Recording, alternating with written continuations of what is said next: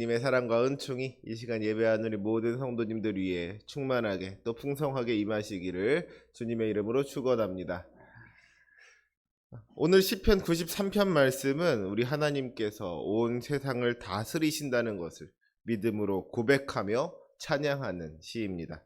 이 세상을 창조하신 우리 하나님께서 지금도 살아 역사하시며 이 세상을 친히 다스리신다는 거예요.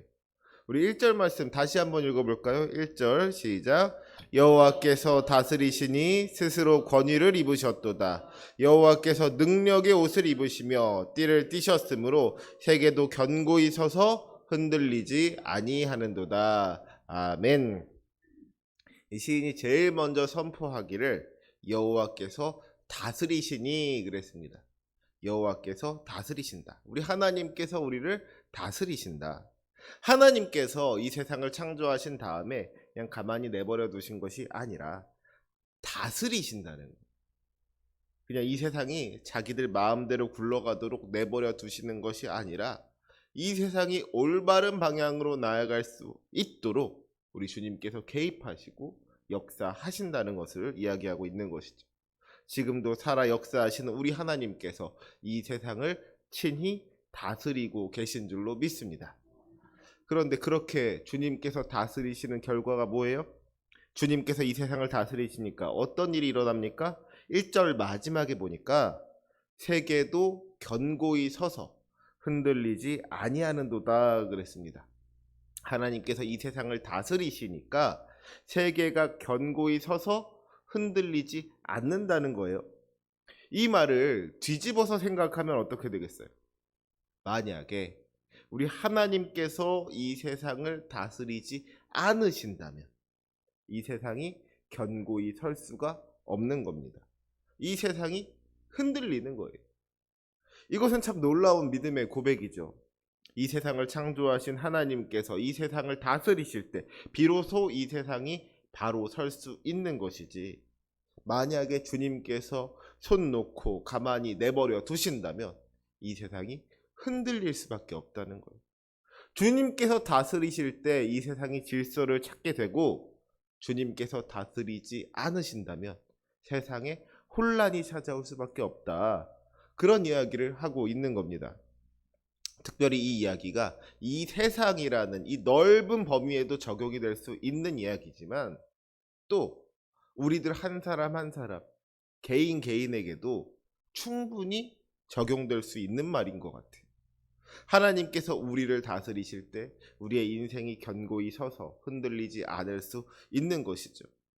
만약에 하나님께서 우리를 다스리시지 않으신다면, 하나님께서 우리의 인생을 돌아보지 않으신다면 우리의 이 연약한 인생이 흔들릴 수밖에 없는 겁니다.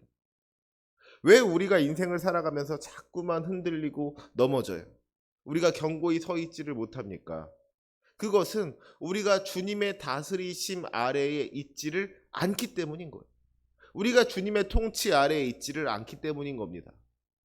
주님께서는 우리를 다스리시죠. 주님께서는 우리를 다스리시려고 하는 거예요. 주님, 우리의 주인 되신 하나님께서 우리의 삶을 인도하신다는 말이에요. 문제는 우리가 주님의 그 다스리심을 거부한다는 겁니다. 주님께서 이끄시는 대로 우리가 순종하며 나아간다면 우리의 삶에 아무 문제가 없을 텐데, 우리가 흔들리지 않을 텐데, 자꾸 우리가 주님의 다스리심을 거부한다는 거예요. 우리가 주님의 통치를 거절하는 겁니다. 주님의 뜻대로 순종하며 나아가는 것이 아니라 내가 가고 싶은 대로 가기를 원하고, 내가 하고 싶은 대로 하기를 원하고, 그냥 내 멋대로 내 뜻대로 살기를 원한다는 거예요. 그러니까 내가 나를 다스리려고 하니까 그 결과가 어떻게 됩니까? 우리의 삶이 흔들리게 되더라 하는 것이죠. 우리가 넘어지게 되고 쓰러지게 되고 좌절하게 되고 낙심하게 되더라는 겁니다. 그 모든 실패의 이유가 어디에 있느냐? 우리가 주님의 다스리심을 거부했기 때문이라는 것이죠. 주님께서 우리를 다스리지 않으시니까 우리의 삶에 문제가 생길 수밖에 없다는 겁니다. 사랑하는 우리 성도 여러분, 바라기는 주님께서 저와 여러분의 삶을 다스리시기를 원합니다. 우리의 삶이 우리 주님께서 이끄시는 삶이 되어야만 한다는 거예요. 주님께서 가라고 하시는 곳으로 가고 주님께서 하라고 하시는 것을 하고 주님의 명령대로 순종하면서 나아가는 것이 참으로 복된 일이라는 것을 알아야만 합니다. 우리 하나님 어떤 분이세요? 우리를 창조하신 하나님. 나를 창조하신 하나님은 나보다 나를 더 잘 아시는 분이신 줄로 믿습니다. 주님께서 우리에게 무엇이 필요한지, 우리에게 무엇이 좋은 일인지 다 아신다는 거예요. 그래서 우리 주님께서 이끄시는 대로 순종하면서 나아가는 것이 참으로 복된 일이라는 것을 우리가 분명하게 기억해야 할 줄로 믿습니다. 내 멋대로 살아가는 것, 내 마음대로 살아가는 것, 이게 좋아 보이지만 누구나 그렇게 마음껏 살아보고 싶지만 사실은 그게 결국에는 망하는 길인 거예요. 흔들리는 길인 겁니다. 그것을 알지 못하고 주님을 떠나서 헛된 곳에서 방황하는 인생 되지 마시고 정말로 우리 주님 안에서 견고히 설 수 있는 우리 만수교회 모든 성도님들 되시기를 주님의 이름으로 축복합니다. 특별히 오늘 본문 3절과 4절을 보면은요, 큰 물을 다스리시는 하나님의 능력에 대해서 이야기하고 있는 것을 보게 됩니다. 우리 3절 말씀에 보니까 뭐라고 하고 있어요? 여호와여, 큰 물이 소리를 높였고 큰 물이 그 소리를 높였으니 큰 물이 그 물결을 높이나이다 그랬습니다. 지금 시인이 큰 물이 소리를 높이고 큰 물결을 높인다 하는 이야기를 이제 3번씩 반복하고 있어요. 그만큼 이 큰 물이라는 걸 강조하고 있는 것이죠. 예로부터 이 물이라는 것은요, 우리 사람의 힘으로 감당할 수 없는 것을 의미합니다. 우리가 옛날에 이제 뭐 동쪽이면 동쪽, 서쪽이면 서쪽, 내가 가고 싶은 대로 마음대로 가다가 나를 가지 못하도록 막는 게 뭐예요? 그게 물이란 말이에요. 강이 되었든지 바다가 되었든지 아무튼 내 앞에 물이 있으면 거기는 갈 수가 없는 곳이란 말이죠. 우리가 왜 우리의 소망이 끊어지는 장소를 땅끝이라고 이야기를 하잖아요. 내가 땅끝으로 몰린 것 같다 이런 표현을 하는데 그 땅끝 다음에는 뭐가 있어요? 물이 있는 겁니다. 땅끝 다음에는 물이 있는 거예요. 그러니까 이 큰 물이라는 것은 우리 삶에 있는 여러 가지 고난과 시련들, 역경들 이런 것들을 의미하고 있는 것이죠. 오늘날에도 이 물을 다스린다는 것이 쉬운 일이 아니잖아요. 지금까지 그렇게 기술이 발전하고 과학이 발전했지만 그럼에도 불구하고 여전히 물을 다스린다는 것은 쉬운 일이 아니에요.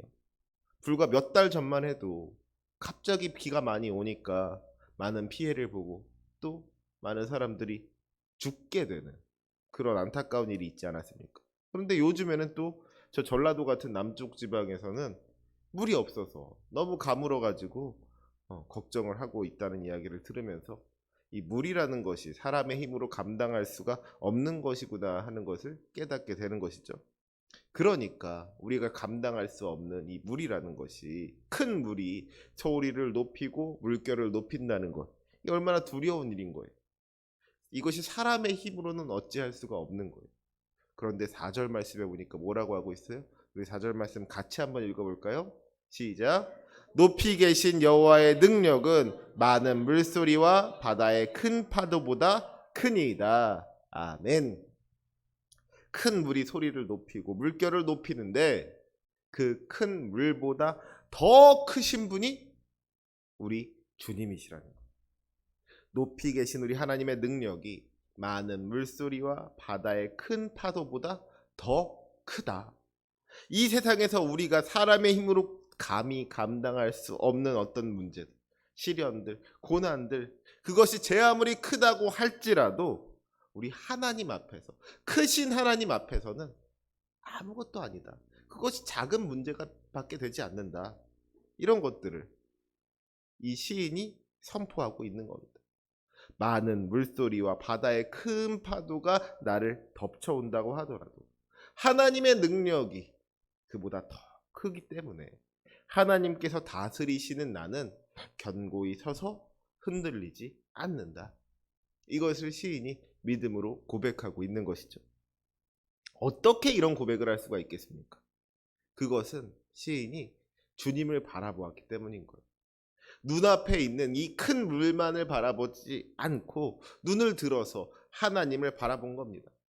우리가 큰 물을 바라보면 어때요? 두려운 거예요. 걱정이 되는 겁니다. 이 큰 물이 내 인생을 쓸어가 버리지는 않을까? 이 큰 물 앞에서 내 인생이 흔들리지는 않을까? 이 걱정이 생기고 두려움이 생긴다는 거예요. 하지만 우리 주님을 바라보니까 어때요? 아무리 큰 물이 내게 닥쳐온다고 할지라도 그 큰 물이 두렵지를 않은 겁니다. 많은 물소리와 바다의 큰 파도보다 우리 하나님의 능력이 더 크다. 우리 하나님께서 나를 지켜주시고 보호하여 주신다면 저 큰 물도 감히 나를 흔들지 못할 것이다. 주님께서 나를 다스리실 때 내가 견고히 서서 흔들리지 아니할 것이다. 이것이 이 시인의 믿음이었던 것이죠. 그리고 또 우리의 믿음이 되어야 할 줄로 믿습니다. 사랑하는 우리 성도 여러분, 우리가 자꾸만 흔들리는 이유가 어디에 있어요? 우리의 인생에 파도가 치기 때문입니까? 우리의 인생에 바람이 불어오기 때문이에요? 아니죠. 파도가 치고 바람이 불어서 흔들리는 것이 아니라 우리 하나님을 붙잡지 않아서 흔들린다는 것을 알아야 된다는 거예요. 우리가 우리 하나님을 꼭 붙잡고 있기만 한다면 그 어떤 큰 물이 그 물결을 높인다고 하더라도, 바람이 불고 파도가 친다고 하더라도 우리가 견고히 서서 흔들리지 않을 수가 있는 겁니다. 높이 계신 하나님, 능력의 옷을 입으시며 곁띠를 띠신 주님께서 우리를 다스리실 때 이 세상의 그 어떤 문제라고 할지라도 우리를 감히 흔들 수 없다는 것을 우리가 분명하게 기억해야 할 줄로 믿습니다. 마태복음 14장을 보면은요, 베드로가 물 위를 걷는 사건이 등장하죠. 예수님께서 바다 위로 걸어오시는 것을 보고서 베드로가 자기도 물 위를 좀 걷게 해달라 그러는 거예요. 그러니까 예수님께서 오라고 말씀하십니다. 처음에는 베드로가 물 위를 걸어가요. 우리 주님의 말씀을 의지해서 주님을 바라보면서 나아가니까 바람과 파도가 베드로를 흔들 수가 없는 겁니다. 그런데 베드로가 계속해서 예수님을 바라보지 못했죠. 마태복음 14장 30절에 보니까 이렇게 기록하고 있습니다. 바람을 보고 무서워 빠져가는지라. 베드로가 주님을 바라보지 않고 예수님을 바라보지 않고 바람을 바라봤다는 거예요. 그러니까 어떻게 돼요? 베드로가 점점 물속으로 빠져 들어가는 겁니다. 주님께서 베드로를 다스리실 때에는 그 바람과 파도가 베드로를 빠뜨릴 수 없었지만 베드로가 주님을 바라보지 않고 바람을 바라보니까 베드로가 하나님의 다스리심으로부터 벗어나니까 물 위를 걷지 못하고 물속으로 빠져들어가는 것. 사랑하는 우리 성도 여러분, 진짜 문제는요,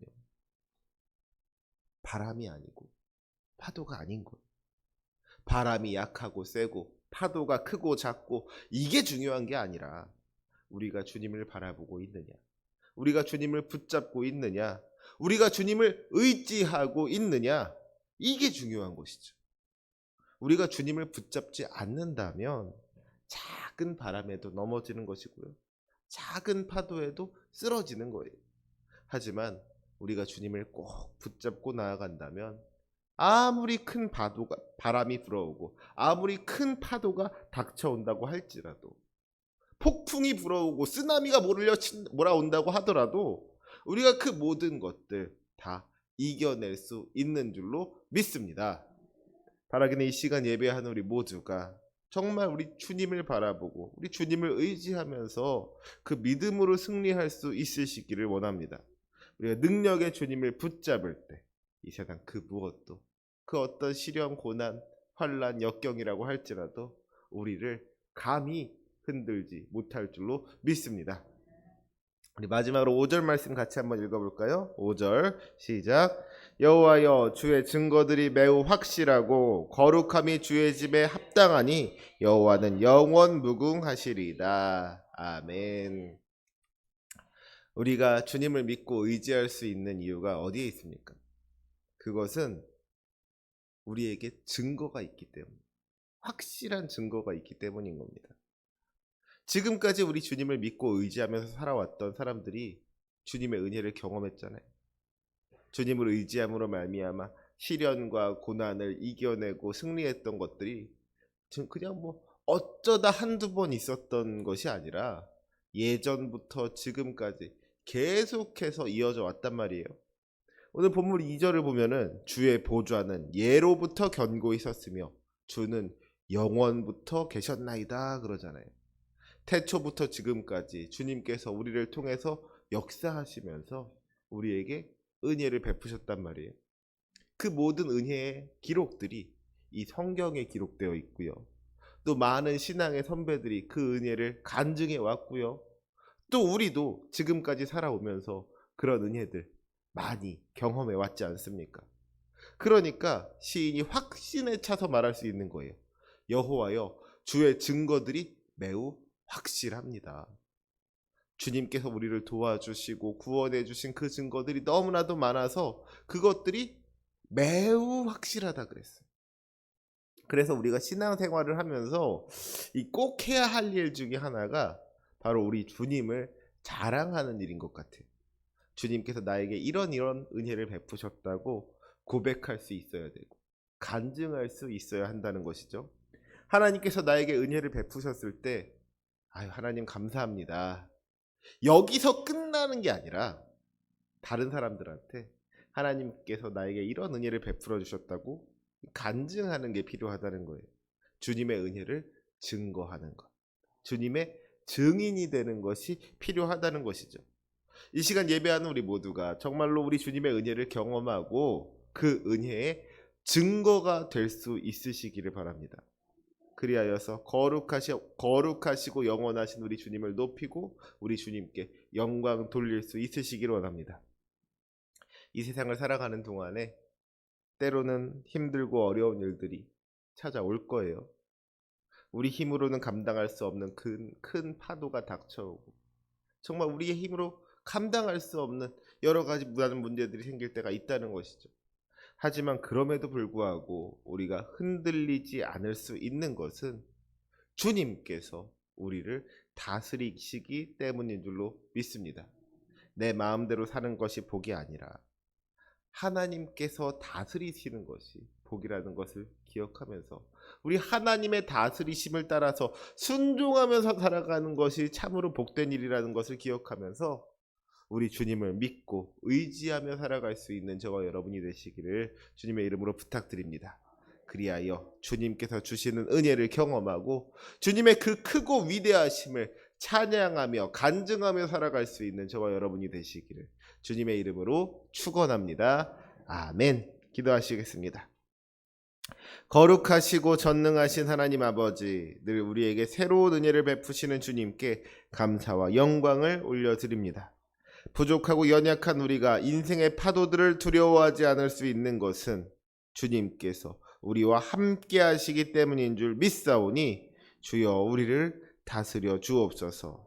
힘들고 어려운 고난의 순간들을 홀로 견뎌내지 않게 하여 주시고 오직 주님의 인도하심을 따라서 믿음으로 승리하는 주님의 백성 되게 하여 주옵소서. 나아가 우리가 주님의 크신 은혜를 온 세상에 알리기를 원합니다. 우리 믿음의 선배들의 삶이 우리에게 믿음의 증거가 된 것처럼 우리가 은혜의 증거가 될 수 있기를 소망하오니 주여 우리를 통하여 영광받아 주옵소서. 우리를 구원하신 예수님의 이름으로 기도합니다. 아멘.